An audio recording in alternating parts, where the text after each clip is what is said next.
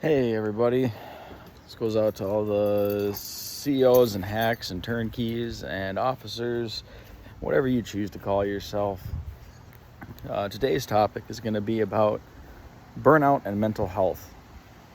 Something that's kind of near and dear to my heart.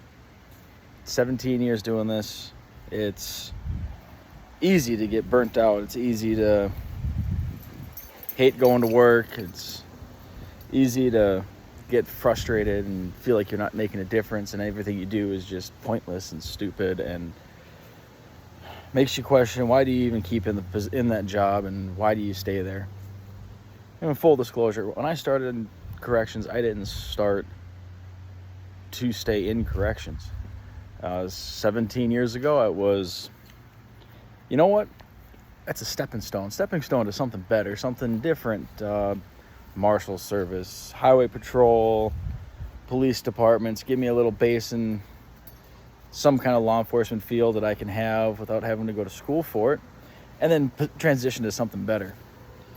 And the reality is, I'm still doing it 17 years later, still dealing with crooks, still dealing with cons, chomos, you name it. I've dealt with it all.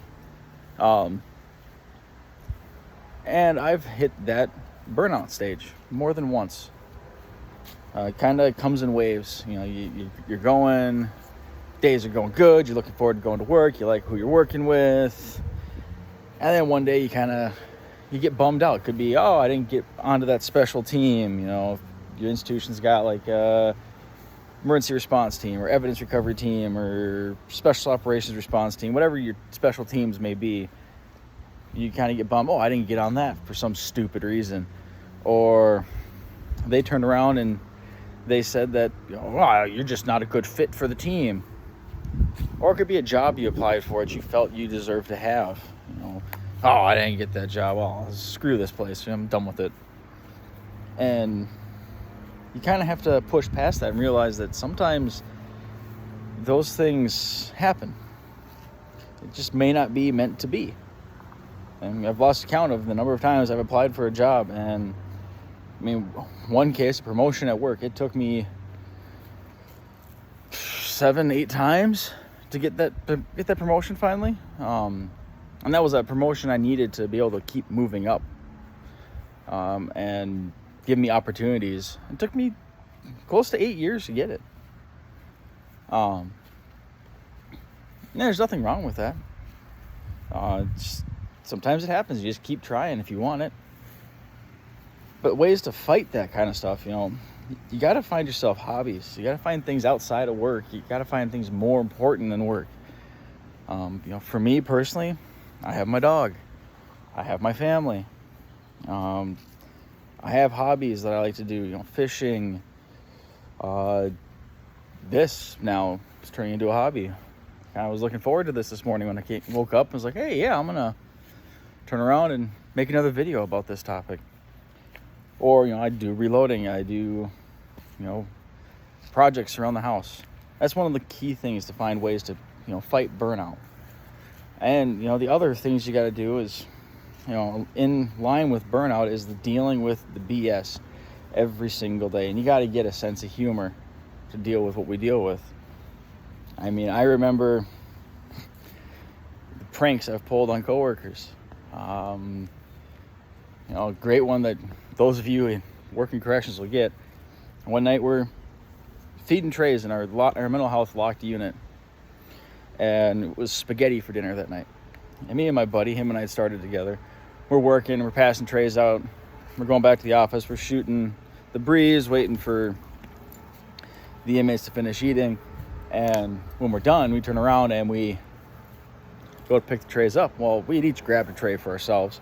They put extras in for us. And we knew that it was spaghetti for dinner that night. So I come to this one inmate cell and I see this stuff smeared all over the window. It's brown. Well, the spaghetti sauce was red, not brown. I know sometimes prison cooks get things a little weird. Not in that case. So we get there, I go to that cell door, I see that, and I go to my buddy, and I'm like, hey, why don't you get this guy real quick? I'm going to pop over here on the other side and get this inmate. He's like, yeah, okay. So my buddy goes up to the window and he's like, hey, did you have a good dinner? The inmate's sitting there. Oh, you're still eating, huh? What are you eating? Duty. He pulls a turd out of his mouth, stuffs it right back in, starts chomping away. Buddy had to run to the bathroom, heaving so bad. I almost pissed myself laughing so hard that I got him that good. And that made the night better. The humor. You have to find the humor in everything. I mean, another thing you got to do, you run into the issue with burnout is, let's say you're one of those COs, one of those hacks that wants to, write up inmates. Nothing wrong with that. I personally tired of doing incident reports, so I'll turn around and I will find creative ways to deal with the inmate and their failure to follow the rules. Like I might type the incident report up, call them in my office, set it on the desk, be like, all right, here's the deal. You broke this rule. I'm going to turn around and they're going to be waxing. So here's a putty knife. I want you to go and scrub every corner and get all the wax buildup out of the corners. So when they strip it, they don't have to deal with that. And I want you to do one hallway or two, depending on how bad it is. If you do that tonight, this goes away. And then a lot of the inmates, at least the general population guys, they don't want the extra points. They don't want to get shipped to another institution. And the agency I work for is pretty large, so they have a lot of institutions they can get sent to. So the inmates will 9 times out of 10 do it. And if they refuse to not do it, then I just hand that incident report off to my shift supervisor. And then the inmate's now getting hurt for an infraction and going through the whole hassle, and they might lose phone time, commissary, whatever. Depending how bad it is, they might get locked up. You give enough points, they get shipped. I mean, case in point, it's kind of off topic, but I was doing a shakedown the other day, me and another officer, and I was looking for K2. That's the biggest thing in our joint right now is K2. They said, yep, he's probably got K2. Our intel section said that. So I was like, okay, cool. So we go looking for K2. The officer I'm with, she goes into the corner, finds his pillowcase shoved down in the corner, pulls out 13-foot rope. This individual had manufactured himself a braided rope out of bed sheets, 13 feet long. And it was a pretty sturdy rope. So we turned around, confiscated it, did all the photo sheets, incident reports. The inmate got locked up. And last I heard, the inmate's looking at getting shipped to another institution for manufacturing escape paraphernalia. But back to the topic of incident reports. When you write those incident reports, it's just, institutions and agencies are making it really easy to track what the sanctions were, what happened to that incident report. Best piece of advice I can give you is don't go look. Leave it alone. Write it and forget it. Because you're going to turn around, you're going to find that incident report later on had been dropped because of something else. Might have been dropped because the individual doing the sanctioning didn't realize it or didn't think it reached that level of needing an incident report. Or in the case of my institution with all the mental health guys and the guys that have dementia, they're going to come back and say inmate found not mentally culpable for their actions. So it's just a piece of paper. Now, do those add up? At times they do. It shows a history, a pattern. I mean, if it's something egregious, I'll still write an incident report. If I have an inmate in my housing unit right now, like I said, I work a locked mental health housing unit. If the guy turns around, threatens me, threatens another staff member, turns around and starts causing disruptions, destruction of property, things of that nature, absolutely, I'm going to write him up. Even though I know it's going to come back, it's going to be found that he's not mentally able to understand what he's doing. That's going to show a history, a pattern of behavior. So maybe we can get him somewhere else, somewhere different. Let someone else deal with him. Maybe a change in scenery might be what he needs. But I've seen staff go and write guys up. And then they go and they track down everything. They look and see what the sanctions were and find out what's going on. And then they get angry. They get pissed because, oh, I wrote that shot. It got thrown out. Why? And they don't understand why. And they get demoralized. Like, what's the point of me even writing an incident report if they're not even going to sanction the inmate? So they let things go. My way still holds the inmates accountable. You screw up, you do something for me, I do something for you, this goes away. Don't screw up again. Next time, you don't get this option. I was brought up old school. That's how you handled it. You handle it informally if you can. But staff nowadays, a lot of the newer staff, a lot of the younger staff, they're gung-ho, they're eager, they want to go. It's great. Be gung-ho, be eager. You're brand new in your career. You see the future before you. All I'm looking forward to is my retirement in 13 years. Which, the way this past 12 years have gone, this is going to be quick. But write your incident reports. Forget them. Don't go check up on them. The inmate's gloating because, oh yeah, I beat that incident report you gave me, boss. Hey CEO, I didn't get nothing out of that. Whatever. They're just talking, they're flapping their jibs. Who cares? Which brings me to the next point, dealing with burnout and everything else. We go to work every day and we get verbal diarrhea thrown at us. In some cases, literal diarrhea, depending on where you're at. And it wears down. It eats away at you. It, little things, you don't think it's going to affect you, but then you'll sit at home and you'll lie awake or sit on your couch and you're thinking about, well, geez, that inmate said that. And that kind of really hit home. I don't know how I feel about that. You got to go to work and you got to put on what I call a mental raincoat. So when I walk through the Sally Port into the compound, I throw it on. 9 times out of 10, I'm throwing it on when I'm in the front lobby, throwing on my stab vest. My armor is going on to protect this. My armor is going on to protect this at the same time. So that way, when I'm at work, if I have an inmate say something off the cuff, off the wall, trying to get me to be angry, to respond, to react, it's hitting that stuff. And then at the end of my shift, when I go out to my car,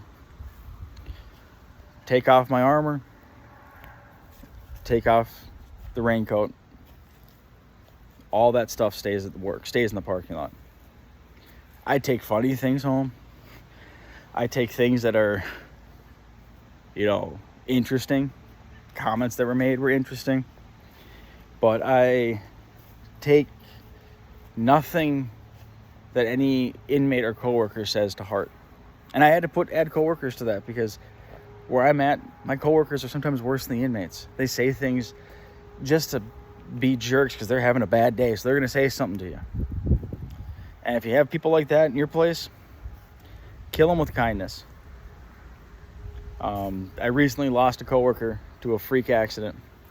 And that man was one of those people that he would come to work and he'd be smiling coming into work. Who smiles coming to work at a prison? But he'd smile. And if you're having a bad day, I'm sitting up in our control center letting him through. I'm just ready to go home. I'm mad at the world. He'd come through and give me a goofy smile and a wave. And my day would be better. So I choose to do that now. That we need more positivity and corrections. That's part of the reason why I'm doing this. Is give people the information that I've learned, that I can only affect the people at my institution right now, or on occasion the other institutions when I go see them. But here I can reach anybody and everybody who wants to watch this, and this allows me to help you learn from my mistakes, learn tricks I know that might help you succeed if you're new in this career, or if you've been in for a period of time like me, it might help you figure out how to get past that hump you're on, questioning, why am I doing this? Is it worth the pay? Is it worth whatever the reasoning may be? So I'm trying just to be, beneficial and helpful. But after a serious topic like that, let's do a story time. trying to think which one would be a good one. So many from all the years to choose from. If I repeat stories, I apologize. I have some issues. I've been hit in the head too many times while I was in the Army, so it kind of plays into that memory sometimes. But if I repeat myself, sorry guys. So let's see here. Here's one that's kind of really screwed up. Some of you get it, some of you will be going, what in the hell? So probably 5 years ago, 4 or 5 years ago, come to work. I was an extra on the compound, just an extra officer for the shift. Dropping my stuff off at our office where our compound officers are, and I'm walking that way. And I see a group of all of our exec staff, our bigwigs, standing in the middle of this crossroads between buildings. And I walk up to them, my buddy that was working the compound with me, and I'm like, hey man, what's going on? And he's like, well, we're missing an inmate. I'm like, what? How are we missing an inmate? I'm like, well, we don't think he got out. We found his shoes and his property and stuff sitting by the door up at Upper Rec, so we don't know what happened. So they're searching the building for, like, the closets, the bathrooms for a hanging body, which, okay, makes sense. It's prison. People commit suicide in prison, just like real world. I'm like, all right, cool. Dude still has backpacks. So I'm, well, here, let me take your backpack. I'll drop it in we call it the rec shack. It's our little office area. I'll drop it in the shack, and, I'll come help you look for him. So I go and throw our stuff in the shack. As soon as I set that stuff down, I hear on the radio, wreck to operations, we found him. He just jumped. I'm like, what the hell? So I run over to where the building is that he's at. And sure enough, the inmate had gotten up on the roof and had been sitting up there, probably contemplating jumping the whole time. And when staff found him, he decided to get up and jump off the roof. 40-foot fall. I get over there and I start laughing because the dude's still alive. And it's like, oh, how else do you respond? The dude just jumped off the building. By the time I got there, medical staff was already there. They were already treating him. I mean, I work at a prison hospital, so we have tons of medical staff. They're already there treating him. So, time passes. A week later, I'm watching the video, and we watch this dude. Kid you not. Go for the swan dive. Kick his feet out and land on his legs. Watch him just crumple, and he hits the ground, bounces like 3-4 times. It's hilarious. We found, that day, we found teeth 20 feet away in the bushes. Their concrete was marked where his teeth hit. And, the dude survived. Miraculously, he survived. It's just one of those things where that's the thing I pull in when I do training. Just because it hasn't happened doesn't mean it won't ever happen. The staff have that thought. They say, well, we don't need stab vests. No one's ever been stabbed here. And I look at them and say, yep, we never had an inmate jump off a building until we had an inmate jump off a building. Never had an escape until we have an escape. Haven't had one of those yet, luckily. But everybody has in their head that never happens, so it won't happen, which will be something for a next video. So, stay safe, watch each other's back, go home safe to your family. That's what's important. Later.